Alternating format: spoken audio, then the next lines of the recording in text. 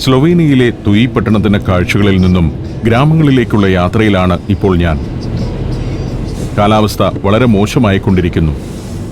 ഇരുണ്ടു മൂടി നിൽക്കുന്ന ആകാശം, ആ ഇരുളിമ ഭൂമിയിലേക്കും പടരുകയാണ്. നമ്മുടെ കാലവർഷ നാളുകളിൽ അന്തരീക്ഷമാകെ ഇരുണ്ടുമൂടി പെരുമഴ പെയ്യാൻ ഒരുങ്ങി നിൽക്കുന്ന ഭാവം. ഇവിടെ ദൃശ്യങ്ങൾക്ക് വ്യത്യസ്തത നൽകുന്നത് ആകാശത്തേക്ക് കൈകൾ വിരിച്ചു നിൽക്കുന്ന ഇലയില്ലാത്ത മരങ്ങളാണ്. അത് പ്രത്യേകമായൊരു ഭംഗി പകരുന്നു. മഞ്ഞുകാലത്ത് യൂറോപ്പിലൂടെ സഞ്ചരിക്കുമ്പോൾ ഇലപൊഴിച്ചു നിൽക്കുന്ന മരങ്ങളാണ് എന്നെ ഏറ്റവും ആകർഷിക്കാറുള്ളത്. തുയി പട്ടണത്തെ അതിരിട്ടെന്നോണം ഒഴുകുന്ന ഡ്രാവ നദിയിലെ പാലം കടന്നുള്ള ഭാഗത്തുകൂടിയാണ് ഇപ്പോൾ പോകുന്നത്. അതിവിശാലമായ മൈതാനങ്ങളാണ് ഇവിടെയൊക്കെ ഒരു കാഴ്ച. നിരന്ന പുൽമേട്, പ്രകൃതിയുടെ ഒരു സംരക്ഷണ കവചമാണ് ഈ പുൽമൈതാനങ്ങളെന്നു പറയാം. എത്രയോ ഷഡ്പദങ്ങളും മറ്റു ജീവികളും അതിൽ വസിക്കുന്നു. മഴയോ മഞ്ഞോ പെയ്യുമ്പോൾ വെള്ളം ആ പുല്ലിലൂടെ വാർന്നിറങ്ങി മണ്ണിലേക്ക് ചേരുന്നു. കുന്നുകളെ കുന്നുകളായും മൈതാനങ്ങളെ അങ്ങനെയും സംരക്ഷിക്കുകയാണിവിടെ. കുന്നിൻമുകളിൽ ഒരു ചെറിയ പള്ളി. കിഴക്കൻ യൂറോപ്പിലെ ഇത്തരം ഗ്രാമങ്ങളിലൂടെയുള്ള യാത്ര ഏറ്റവും ആസ്വാദ്യമാണ്. വലിയ പട്ടണങ്ങളല്ല ഇതൊന്നും. വളരെ കുറച്ചാളുകൾ മാത്രം വസിക്കുന്ന ഗ്രാമങ്ങൾ. ഒരു നിലയും രണ്ടു നിലയുമുള്ള ഓടിട്ട വീടുകൾ. സമ്പന്ന ഭാവമില്ല. വെറും സാധാരണക്കാരാണ് ഇവിടെയൊക്കെ വസിക്കുന്നതെന്ന് തോന്നും. ഒരു ചെറുഗ്രാമം കഴിഞ്ഞാൽ ഇലപൊഴിഞ്ഞ മരങ്ങൾ ഇടതൂർന്നു നിൽക്കുന്ന വനപ്രദേശം എത്തുകയായി. അത് കഴിയുന്നതോടെ നിരന്ന മൈതാനങ്ങൾ പോലെ പുൽമേടുകൾ, ഫുട്ബോൾ ഗ്രൗണ്ടുകൾ. ഇപ്പോൾ ഹൈദീന എന്ന പ്രദേശത്തേക്കാണ് എത്തുന്നത്. ഇതുവഴി തന്നെയാണ് നേരത്തെ തുയി പട്ടണത്തിലേക്ക് പോയത്. ഇവിടെ ആളുകൾക്ക് വേണ്ടുന്ന എല്ലാ സൗകര്യങ്ങളും ഒരുക്കി വെച്ചിട്ടുണ്ട്. കളിക്കളങ്ങൾ, മറ്റു റിക്രിയേഷണൽ സംവിധാനങ്ങൾ എന്നിവയെല്ലാം. ഒരു clinic, police station, fire station, വിദ്യാലയം, ദേവാലയം എന്നിവയെല്ലാം ഏറ്റവും ചെറിയ ഗ്രാമങ്ങളിൽ പോലും ഉണ്ടാവും. ഇതാണ് ഹൈദീനയുടെ പ്രധാന ഭാഗങ്ങൾ.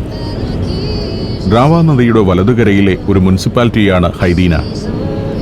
സ്കോർണിയെ ഹൈദീനയാണ് മുനിസിപ്പാലിറ്റിയുടെ കേന്ദ്രസ്ഥാനമായ ഗ്രാമം. ഇവിടുത്തെ വീടുകളുടെ രൂപം കാണുക. ഓടുമേഞ്ഞ ചെരിഞ്ഞ മേൽക്കൂരയുള്ള വീടുകൾ. ഗ്രാമത്തിന്റെ സ്വച്ഛതയും വൃത്തിയുമെല്ലാം ശ്രദ്ധേയമാണ്. സൂക്ഷ്മമായി നിരീക്ഷിക്കേണ്ട സംഗതികൾ. കാർ ഡ്രൈവ് ചെയ്യുന്ന എൻ്റെ സുഹൃത്ത് അലേഷ് നൊവാക് ഈ നാട്ടുകാരൻ തന്നെയാണല്ലോ. ഇവിടെ ഒരു ഗ്രാമീണ വീടിനകം ഷൂട്ട് ചെയ്യാനാവുമോ എന്ന് ഞാൻ അദ്ദേഹത്തോട് അന്വേഷിച്ചിരുന്നു. സാധ്യമല്ലെന്ന് തന്നെയാണ് അലേഷ് പറഞ്ഞത്. ഇവിടെ ഒരു ഗ്രാമീണനും അന്യനെ വീടിനകം കയറി ചിത്രീകരിക്കാൻ അനുവദിക്കുകയില്ല. പാശ്ചാത്യ ലോകത്തിന്റെ ഒരു പ്രത്യേകത തന്നെയാണത്. സ്കോർണിയെ ഹൈദീന കഴിയുന്നതോടെ വനസമാനമായ ഒരു പ്രദേശത്തു കൂടിയാണ് കടന്നുപോകുന്നത്. മരക്കൂട്ടങ്ങൾക്കപ്പുറം കൃഷിയിടങ്ങളാണ്. പന്നി വളർത്തു കേന്ദ്രങ്ങളാണിത്. പന്നിഫാമുകൾ പോലും എത്ര ശാസ്ത്രീയമായാണ് സജ്ജീകരിച്ചിരിക്കുന്നത്. നിരയൊപ്പിച്ച് ഒരേ രീതിയിൽ പണിത കെട്ടിടങ്ങളുള്ള ഫാമുകൾ. ഫാം കെട്ടിടങ്ങൾ തോന്നുംപടി പണിതു വയ്ക്കുന്ന പതിവ് ഇവിടെയില്ല. ജനവാസ കേന്ദ്രങ്ങളിൽ നിന്നും അകലെ വനപാർശ്വങ്ങളിലാണ് പന്നി വളർത്തൽ കേന്ദ്രങ്ങൾ സ്ഥാപിക്കുന്നത്. ഫാം മൂലം ഗ്രാമീണർക്ക് ഒരുവിധ ശല്യവും ഉണ്ടാകരുത് എന്ന നിർബന്ധമുള്ളതുകൊണ്ടാണത്. ഓരോ പന്നി ഫാമും കഴിഞ്ഞ് വനത്തിന്റെയും കൃഷിയിടത്തിന്റെയും ഒരു ബഫർ സോണുണ്ട്. അത് കഴിഞ്ഞാണ് അടുത്ത ഗ്രാമം. അപ്പാസി എന്ന സ്ഥലത്തേക്കാണ് ഇപ്പോൾ എത്തിയിരിക്കുന്നത്. അപ്പാസി മുനിസിപ്പാലിറ്റിയുടെ കേന്ദ്രസ്ഥാനം. 4.5 ചതുരശ്ര കിലോമീറ്റർ വരുന്ന അപ്പാസിയുടെ ആകെ ജനസംഖ്യ 630 മാത്രമാണ്. അപ്പാസി കഴിയുന്നതോടെ പാതയുടെ ഇരുവശത്തും നിരന്ന പാടങ്ങളായി കാഴ്ച. സ്ലൊവേനിയ യുഗോസ്ലാവിയയുടെ ഭാഗമായിരുന്ന കാലത്ത് കളക്റ്റീവ് ഫാമിംഗ് നിലനിന്ന പ്രദേശങ്ങളാണിത്. അതിരുകളോ വരമ്പുകളോ ഇല്ലാതെ കിലോമീറ്ററുകളോളം വിസ്തൃതിയിൽ വയലുകൾ. ഇപ്പോൾ സ്വകാര്യ വൻകിട കമ്പനികളോ കർഷകരുടെ സഹകരണ സംഘങ്ങളോ ആണ് ഇവിടെയെല്ലാം കൃഷി നടത്തുന്നത്. വിത കഴിഞ്ഞ വയലുകളാവാം. മഞ്ഞുകാലം കഴിയുന്നതോടെ വിത്തുകൾ മുളപൊട്ടി നാമ്പെടുത്ത് വളർന്നു തുടങ്ങും. സ്ലൊവേനിയയുടെ ആകെ കൃഷിയുടെ വിസ്തൃതിയുടെ 60% കന്നുകാലികൾക്കുള്ള പുല്ല് കൃഷി ചെയ്യാനാണ് ഉപയോഗിക്കുന്നത്. 15% പ്രദേശത്ത് മാത്രമേ ഭക്ഷ്യധാന്യങ്ങളുടെ കൃഷി നടക്കുന്നുള്ളൂ. ലൊവറൻസ് എന്ന സ്ഥലത്തേക്ക് എത്തുന്നു. 2000-ഓളം ആളുകൾ വസിക്കുന്ന പട്ടണമാണ് ലൊവറൻസ്. ലൊവറൻസ് നാ ഫോറിയു എന്ന മുനിസിപ്പാലിറ്റിയുടെ ആസ്ഥാന പട്ടണം. ലൊവറൻസിലെ പള്ളിയുടെ ഗോപുരമാണ് അങ്ങ് ദൂരെ കാണുന്നത്. സ്ലൊവേനിയയിൽ യഹോവ സാക്ഷികൾ ഏറ്റവും കൂടുതലുള്ള പട്ടണങ്ങളിലൊന്നാണ് ലൊവറൻസ്. 1970 ശേഷമാണ് അവർ ഇവിടം കേന്ദ്രീകരിച്ചു തുടങ്ങിയത്. 2000 ആണ്ടിൽ യഹോവ സാക്ഷികളുടെ പ്രാർത്ഥനാലയമായ ഒരു രാജ്യ ഹാളും അവരിവിടെ പണിയിച്ചിരുന്നു. കർഷകർ തന്നെയാണ് ഇത്തരം പട്ടണങ്ങളിലെല്ലാം വസിക്കുന്നവരിൽ ഭൂരിഭാഗവും. ചുറ്റും ആയിരക്കണക്കിന് ഏക്കർ കൃഷിയിടങ്ങളാണല്ലോ. കാർഷിക ചിന്തകളും സംസ്കാരവും പുലരുന്ന പ്രദേശങ്ങൾ, കൂടെ കടുത്ത മതവിശ്വാസവും. ജനസംഖ്യയിൽ 95% റോമൻ കത്തോലിക്ക വിശ്വാസികളാണ് സ്ലൊവേനിയയിൽ. പടിഞ്ഞാറൻ യൂറോപ്പിലേതിന് വ്യത്യസ്തമായ മതചിന്തകളും നിഷ്ഠകളും പുലർത്തുന്ന പ്രദേശം. പടിഞ്ഞാറൻ യൂറോപ്പിലെ ജനങ്ങളിൽ നല്ലൊരു ശതമാനവും മതവിശ്വാസത്തിൽ നിന്നും അകന്നു പോകുന്നതാണ് ഇന്നത്തെ കാഴ്ച. എന്നാൽ കമ്മ്യൂണിസത്തിന്റെ കാർക്കശ്യം വിട്ടകന്നപ്പോൾ സ്ലൊവേനിയ പോലുള്ള നാടുകളിലെ ആളുകൾ കൂടുതൽ തീവ്രമായ മതവിശ്വാസത്തിലേക്ക് എത്തിക്കൊണ്ടിരിക്കുകയാണ്. നേരെ മുന്നിൽ മലമുകളിൽ ഒരു വലിയ കെട്ടിടം കാണാം. തുയിസ്ക ഗോറ എന്ന തീർത്ഥാടന കേന്ദ്രമാണ് അത്. ഒരു ദേവാലയവും കന്യാമറിയത്തിന്റെ സവിശേഷമായൊരു പ്രതിമയുമെല്ലാമാണ് അവിടുത്തെ പ്രധാന കാഴ്ചകൾ. അതിനടുത്തേക്കാണ് അലേഷ് കാർ വിടുന്നത്. വിശാലമായ കൃഷിയിടങ്ങൾ കടന്ന് മലയുടെ മുകളിലേക്കെത്തണം. മലയുടെ താഴ്വാരങ്ങളിൽ ധാരാളം ഗ്രാമങ്ങളുണ്ട്. ഈ കാഴ്ചകൾ ശ്രദ്ധിച്ചാൽ സ്ലൊവേനിയൻ ഗ്രാമങ്ങളുടെ ഘടന എങ്ങനെയാണെന്ന് പ്രേക്ഷകർക്ക് മനസ്സിലാക്കാം. കൃഷിയിടങ്ങളും വനവുമെല്ലാം ഇവിടെ പരിപാലിക്കപ്പെടുന്നത് എങ്ങനെയാണെന്നും മനസ്സിലാക്കാം. വനം എന്നത് ആയിരക്കണക്കിന് ചതുരശ്ര കിലോമീറ്റർ വ്യാപിച്ചു കിടക്കുന്ന നിബിഡ വനമല്ല. ഓരോ ഗ്രാമത്തിനുമുണ്ട് ചെറിയ വനമേഖലകൾ. അത് സംരക്ഷിതമായൊരു പ്രദേശമാണ്. കൃഷിയിടങ്ങളെയും ഗ്രാമങ്ങളെയും തമ്മിൽ വേർതിരിക്കുന്നത് ഇത്തരം വനമാണെന്ന് പറയാം. യൂറോപ്യൻ രാജ്യങ്ങളെല്ലാം വനസംരക്ഷണത്തിൽ അതീവ ശ്രദ്ധ പുലർത്തുന്നവരാണ്. അക്കാര്യത്തിൽ ഒരു പടി കൂടി മുന്നിൽ നിൽക്കുന്നു സ്ലൊവേനിയ. ഈ രാജ്യത്തിന്റെ ഭൂവിസ്തൃതിയിൽ 50% വനമാക്കി നിലനിർത്തിയിരിക്കുകയാണ്. വനത്തിലേക്കുള്ള ഏതൊരു കടന്നുകയറ്റവും ഇവർ കർശനമായാണ് നേരിടുന്നത്. മതിൽ കെട്ടി വേർതിരിച്ച ഒരു പുരയിടം പോലും ഇവിടെ നാം കാണില്ല. മനോഹരമായി പുൽത്തകടി പിടിപ്പിച്ച കുന്നിൻ ചെരുവുകൾ. അപൂർവം ചിലയിടത്തു മാത്രമേ മണ്ണിടിച്ചിൽ തടയാൻ കയ്യാല കെട്ടിയിട്ടുള്ളൂ. മറ്റു ഭാഗങ്ങളെല്ലാം മൊട്ടക്കുന്നുകൾ പോലെ കിടക്കുന്നു. ഇവിടെ കാണുന്ന പുൽത്തകടിയൊന്നും സ്വാഭാവികമായി വളരുന്നതല്ല.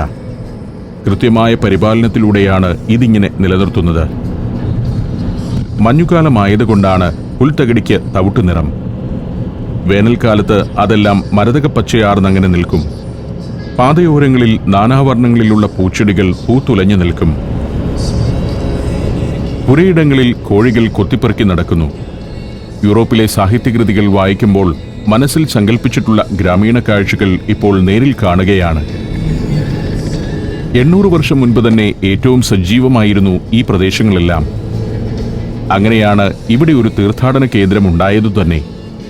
മൈഷ്ബർഗ് എന്നറിയപ്പെടുന്ന ഒരു മുനിസിപ്പാലിറ്റിയിൽപ്പെട്ട സ്ഥലമാണ് തുയിസ്ക ഗോറ. കുന്നുകയറി കാർ പള്ളിമുറ്റത്തേക്കെത്തി. ഇവിടെ കുറേ സ്ഥാപനങ്ങളുണ്ട്. സുവനീർ ഷോപ്പുകളും മറ്റുമാണ്. പള്ളിമുറ്റത്ത് നിൽക്കുമ്പോൾ കാർഷിക ഗ്രാമങ്ങൾ അങ്ങകലെ വരെ കാണാം. സ്ലൊവേനിയയുടെ കിഴക്കൻ ഭാഗങ്ങളാണത്. സമ്പുഷ്ടമായ കാർഷിക സംസ്കാരം പുലരുന്ന ഗ്രാമങ്ങൾ. നൂറ്റാണ്ടുകൾക്ക് മുൻപും ഈ ഗ്രാമങ്ങളെല്ലാം ഈ വിധം തന്നെയായിരുന്നു. അതിനിടയിൽ പല പടയോട്ടങ്ങളും ഈ താഴ്വാരങ്ങൾ കണ്ടു. നാസി പടയുടെ തുയി പട്ടണത്തിലേക്കുള്ള മാർച്ച് വരെ അതിലുണ്ടായിരുന്നു. മുനിസിപ്പാലിറ്റിയിൽ ഏറ്റവും അധികം സന്ദർശകരെത്തുന്ന ഇടമാണ് തുയിസ്ക ഗോറ. മുറ്റത്തു നിന്നും പള്ളിയിലേക്കൊന്ന് കയറാമെന്ന് ഞാൻ തീരുമാനിച്ചു. മേഖലയിലെ തന്നെ വലിയ തീർത്ഥാടന കേന്ദ്രമാണ് ഇതെന്നാണ് ഡ്രൈവർ അലേഷ് പറഞ്ഞതെങ്കിലും ഇന്നിവിടെ ഒരു മനുഷ്യനെ പോലും കാണുന്നില്ല. സുവനീർ കടകളെല്ലാം അടഞ്ഞുകിടക്കുന്നു. വേനൽക്കാലത്ത് ജനനിബിഡമാവുന്ന യൂറോപ്പിലെ ഓരോ തീർത്ഥാടന കേന്ദ്രവും വിന്ററിൽ ഈ വിധം ആളൊഴിഞ്ഞു കിടക്കും. മലമുകളിൽ ഇങ്ങനെയൊരു തീർത്ഥാടന കേന്ദ്രം സ്ഥാപിതമായത് എന്നാണെന്നോ ഇത് സ്ഥാപിച്ചത് ആരാണെന്നോ വ്യക്തമായ വിവരങ്ങളൊന്നുമില്ല. തുയിലെ ഫ്യൂഡൽ പ്രഭുവായിരുന്ന ബെർണാഡ് മൂന്നാമൻ തന്റെ സ്ഥാനാരോഹണത്തിന്റെ ഓർമ്മയ്ക്കായി പണിയിച്ചതാണ് കന്യാമറിയത്തിന്റെ പേരിലുള്ള ഈ ദേവാലയമെന്നാണ് വിശ്വാസം. എന്നാൽ അതിന് ചരിത്രപരമായ തെളിവുകളൊന്നുമില്ല. 20-ാം നൂറ്റാണ്ടിൽ വിപുലമായ രീതിയിൽ അറ്റകുറ്റപ്പണികൾ നടത്തിയിട്ടുള്ള ദേവാലയമാണിത്. 2-ാം ലോകമഹായുദ്ധത്തിനു ശേഷമാണ് ഇവിടം ഒരു പ്രമുഖ തീർത്ഥാടന കേന്ദ്രമായി മാറിയത്. വാതിലുകൾ അടഞ്ഞുകിടക്കുന്നു. അത് തുറന്ന് അകത്തേക്കു കയറി. യൂറോപ്പിലെ സമാനമായ മറ്റു ദേവാലയങ്ങളിലേതുപോലെ പൗരാണിക ഭാവം നിലനിൽക്കുന്ന പള്ളി. പൂർണ്ണമായും ഗോത്തിക് ശൈലിയിൽ നിർമ്മിതമായതാണ് ഉൾഭാഗം. വലിയൊരു തീർത്ഥാടന കേന്ദ്രമാകുന്നതിനു മുൻപ് പ്രദേശവാസികൾ ആരാധനയ്ക്കെത്തുന്ന ചെറിയ ദേവാലയമാണ് ഇവിടെ ഉണ്ടായിരുന്നത്.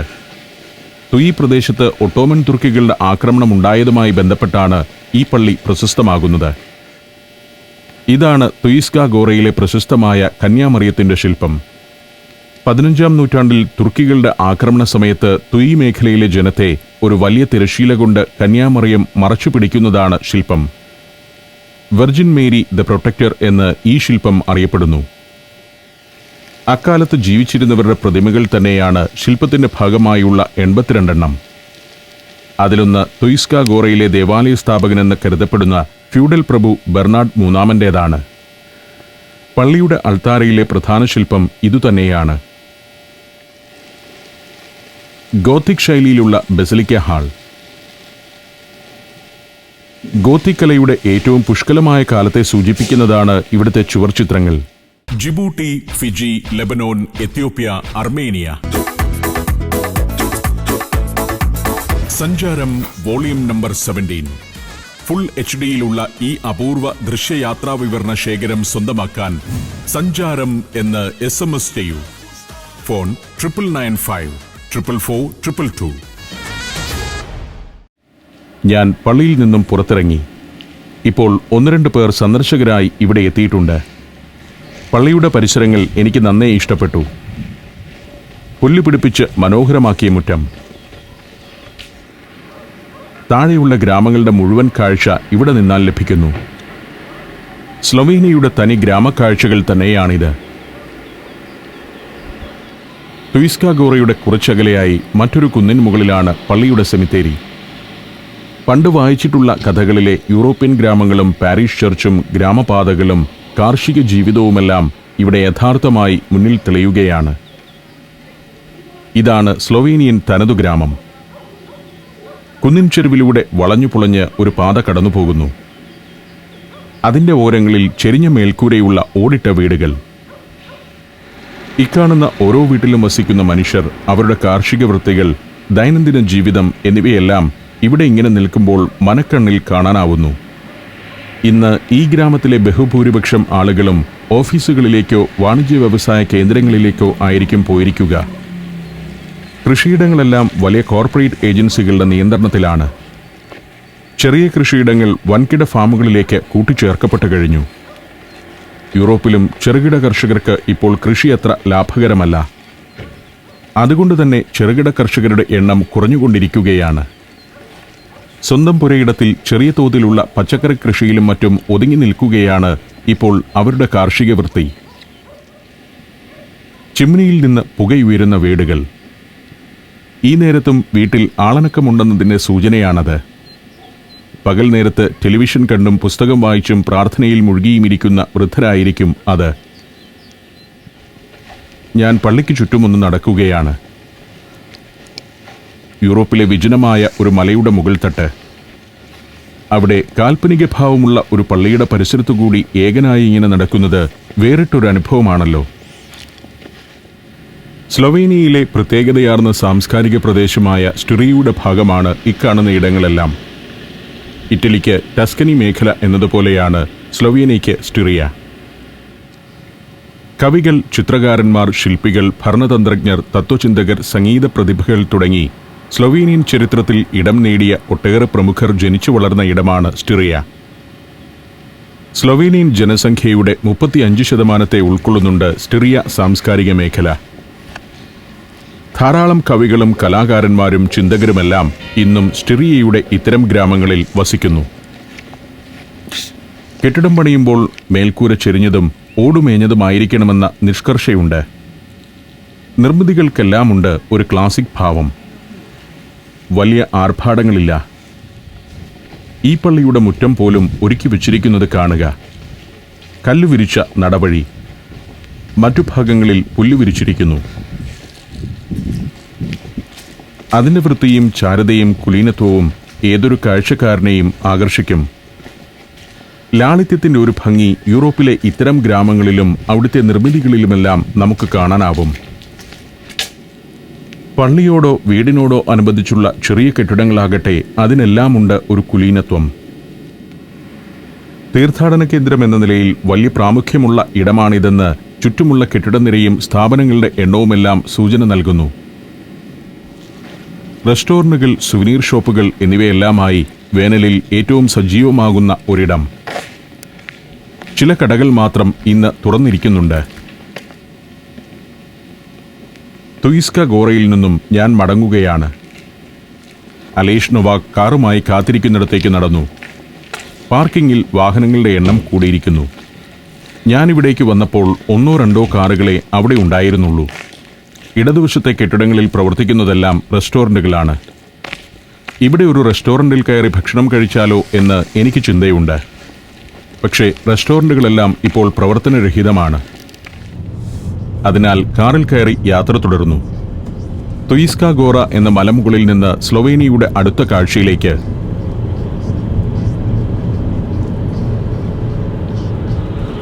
ഇനിയും ഗ്രാമങ്ങളിലൂടെ തന്നെ യാത്ര ചെയ്യാനാണ് എൻ്റെ തീരുമാനം. ഇന്നൊരു ദിവസം മുഴുവൻ സ്ലൊവേനിയയുടെ കിഴക്കൻ ഭാഗത്തെ പ്രദേശങ്ങളിലൂടെ ഗ്രാമീണ ജീവിതം കണ്ടുകൊണ്ട് സഞ്ചരിക്കണം. ഗ്രാമങ്ങളാണെങ്കിലും ഇവിടെയൊക്കെ അടിസ്ഥാന സൗകര്യങ്ങളെല്ലാം നമ്മുടെ ഒരു പട്ടണത്തേക്കാൾ വിപുലമായ തോതിലുള്ളതാണ്. തനി ഗ്രാമീണ കാഴ്ചകളാണിത്.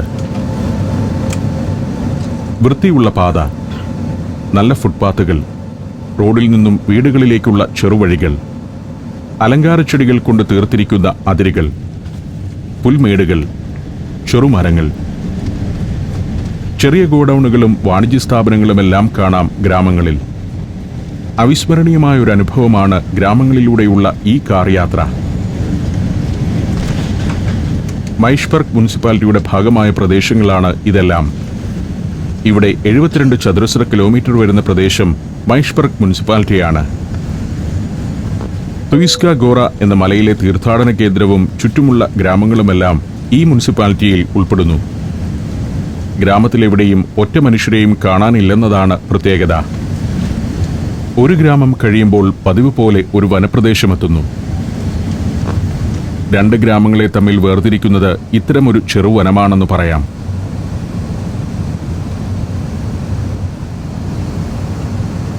മൈഷ്ബർഗ് പട്ടണത്തിലേക്കാണ് ഇപ്പോൾ എത്തുന്നത്. സാമാന്യം ഭേദപ്പെട്ട ഒരു പട്ടണം. ഒരു ജംഗ്ഷനുമാണ് മൈഷ്ബർഗ്. കുറെ കെട്ടിടങ്ങൾ, ഒരു പള്ളി, ചെറിയ വീടുകൾ. ഇതാണ് സ്ലൊവേനിയയുടെ ഉൾപ്രദേശങ്ങളുടെ ഒരു പൊതു സ്വഭാവം.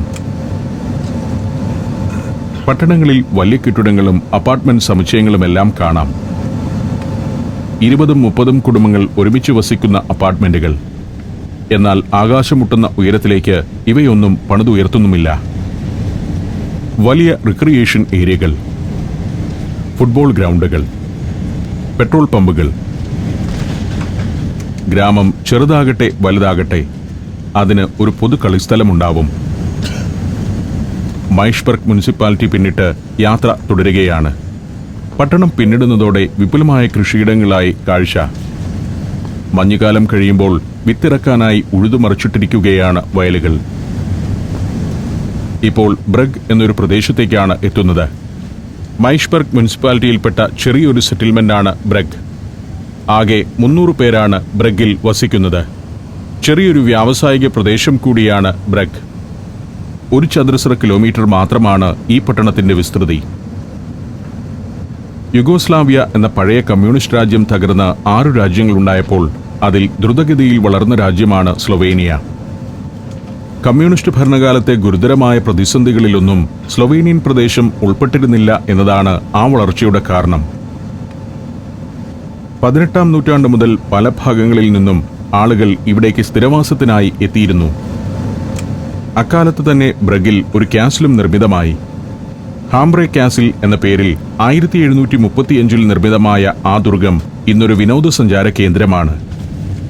ബ്രഗ് പട്ടണം കടന്നു. അതോടെ മരക്കൂട്ടങ്ങളും കൃഷിയിടങ്ങളുമെല്ലാമുള്ള ഒരു പ്രദേശത്തേക്ക് എത്തുന്നു. ഉഴുതിട്ട കണ്ടങ്ങൾക്കപ്പുറം മറ്റൊരു ഗ്രാമം. പ്രഷ എന്നാണ് ഗ്രാമത്തിന് പേര്. 1.25 ചതുരശ്ര കിലോമീറ്റർ വിസ്തൃതിയുള്ള ഗ്രാമം. 75 ആളുകളാണ് പ്രഷ ഗ്രാമത്തിൽ ആകെ ഉള്ളത്. മൈഷ്ബർഗ് മുനിസിപ്പാലിറ്റിയിൽ ഉൾപ്പെട്ട ഗ്രാമമാണ് ഇതും. പണ്ട് കൂട്ടുകൃഷി നടന്നിരുന്ന കാലത്ത് കർഷകരുടെ ഒരു ക്യാമ്പുണ്ടായിരുന്ന ഗ്രാമമാണ് പ്രഷ. 1980കളിൽ തന്നെ ആ ക്യാമ്പ് നിർജീവാവസ്ഥയിലായിരുന്നു. പ്രഷ പിന്നിട്ടതോടെ വീണ്ടും വിജനപ്രദേശമായി. പുൽമേടുകൾ, മരക്കൂട്ടം. ആ കാഴ്ചകളിലൂടെ നീങ്ങുമ്പോൾ കാർ അടുത്ത ഗ്രാമത്തിലേക്ക് എത്തുന്നതും കാത്ത് ഞാനിരുന്നു.